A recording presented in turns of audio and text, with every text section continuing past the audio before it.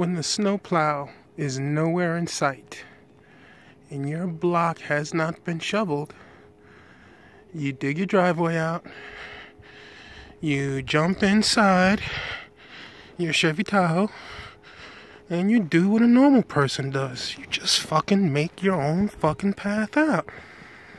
You just stop being a pussy and you drive out. That's what you do. Okay? So for all you doubters, that's for you. And if you think the other side is plowed, yeah, good luck with that. Have fun getting through there. A couple people walk through, but ain't nobody drive shit. Holla at your boy. That's why I never got rid of her.